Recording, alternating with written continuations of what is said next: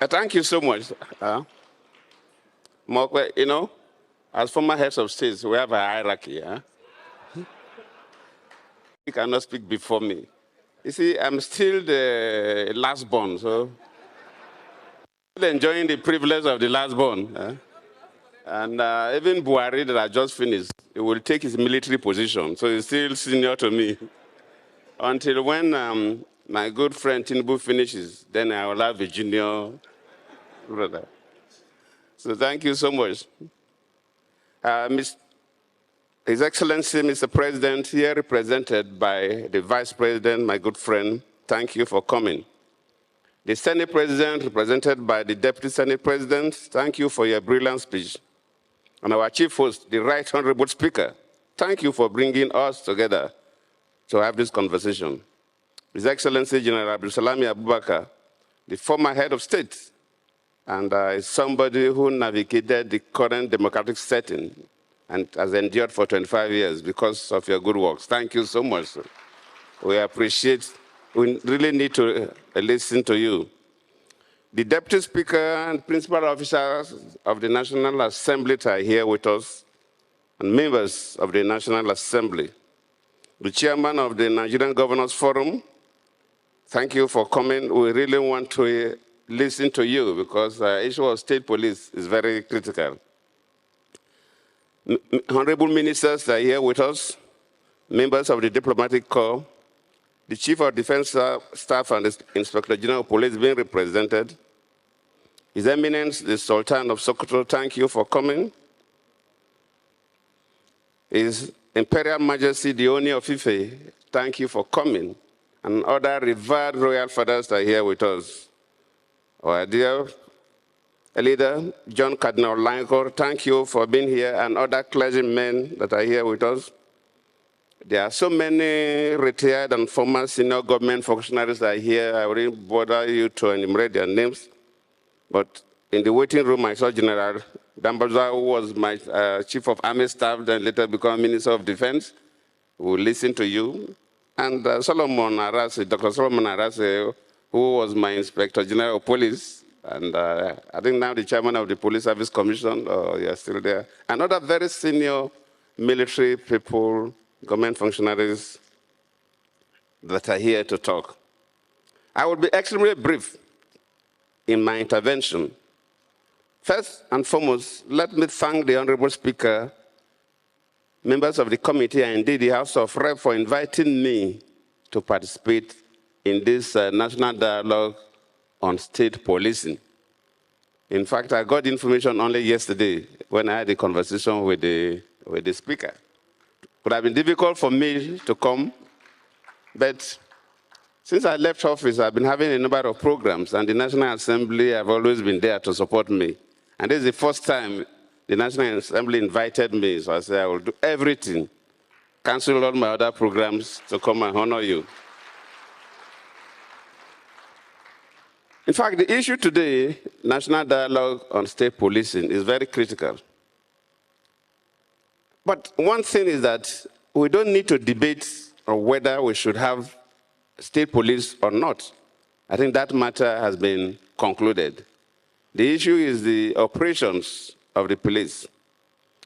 I operated at the state level for 8 years, deputy governor, then came to the center, vice president, president for another 8 years. And I know that in Bayelsa State and other states that attempted to have some element of security operatives that assisted the police, it worked very well. In Bayelsa State, when we took over, the state was almost ungovernable. Abdulsalami will remember that when the elections were to be conducted in December 1999, Colonel Edo will be then wrote to you saying the security situation in Bayelsa State was so bad that couldn't guarantee elections in December 98. So our elections were pushed to January 99. When we took over, the state was in crisis. Niger Delta agitation was there, but criminal elements were also operating all the creeks and were doing all kinds of havoc to market women and others. Until Alamisi, then my boss, has to set up the Bayelsa volunteers that work with police. And we had to build We build stations around the critical parts of the creeks. And the boys volunteered to work with the police since they couldn't carry weapons. And that brought the excessive piracy down. So there's no way we can manage our internal security if states will not have their police.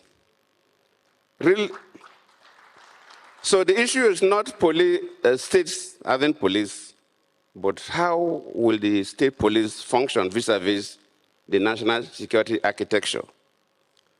When I set up the 2014 National Dialogue, within that period, we have a lot of challenges in the country. People were agitating so many areas. But when we set up that dialogue, one thing that the whole almost 500 delegates agreed without much ado was the issue of state police. When that matter came up, everybody supported the issue of state police. So we cannot move away from state police. I remember the issue of state police was accepted. The issue of national border force was also accepted. Then the issue of Coast Guard was also accepted. And the National Assembly, while you are debating or conducting a public hearing on the state police, these issues of national border force must be considered. Because we said that, yes, the immigration and the customs carry weapons, and they are the border controls, but they cannot play the role of national border guards, because those are control routes. The customs and immigration stay in the control routes. Criminal elements don't pass those control routes. They pass through the borders at different points. It is only when we have a national border force that will be able to contain these elements. And most of the customs and the immigration, though they carry weapons, but they were not sufficiently trained to confront these criminal gangs.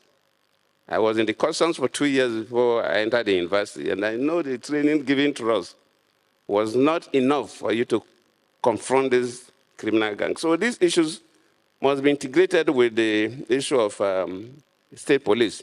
Could the state police also, for the riverine areas like the Niger Delta, also play that role of coast guards? Could the one in the northern the boundary areas also play the role of the national border force? This will surely help the country.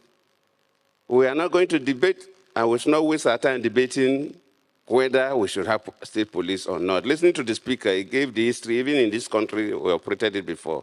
Why is that the military scrapped it? Because of the abuse. And that is the area we should concentrate on. How do we manage the state police and it will not be abused by state political actors?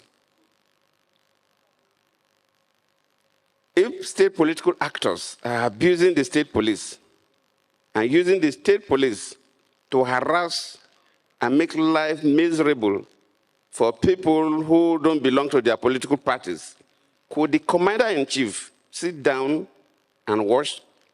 Or will he order the military to go and overrun the state police? Of course, that will bring crisis in the country. So the key areas that we have to debate is how do we run the state police vis-a-vis the national security architecture of the country. And these things need to be done carefully. Luckily, there are so many countries that have this. We also experimented it before during the First Republic. And the relevant committee members who travel to this country or understudy them or get it from the Google or read from the literature. Because it is very critical. That is the area we are worried. This matter would have come up even much earlier than now, even when I was in office. But what we were worried was that, look, even in local government elections, even in cosmopolitan states, other parties, if the governor is from party A, you see people in party B and C will win elections as senators, will even win elections as House of Rep, will win some state assembly elections, but they come to local government chairman and councillor, at least no other party wins. It's only the party that produced the governor that will clear all the councillors. It's not possible.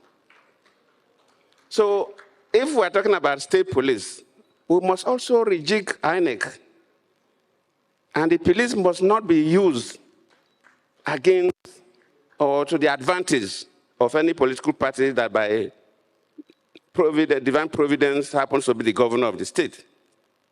So the issue of the voting, the polling booths of INEC, and the use of the police during elections has to be reviewed by the National Assembly. In fact, even the polling units we use for our voting, this is the only country I've visited that have isolated polling units. Most other countries have gone to observe elections. They have polling centers. They take primary school or secondary school. And within that polling center, you may have 5 to 10 polling units within the polling center. I just came back from Senegal, then from Pakistan. You see the police are always at the gate. They don't even go into the compound. They don't go near where voting was taking place. The citizens were also disciplined enough not to behave in a way that will attract the police. We must find a way to make the use of police for electoral purposes very, very limited. Not what we hear today, that security operatives assist in ballot stuffing or snatching or things that way. So the National Assembly need to look into all this. I think these are the areas that we have to concentrate. The issue of the need for states to have their own police is not negotiable. There's no way we can continue this kidnapping that is going on in this country.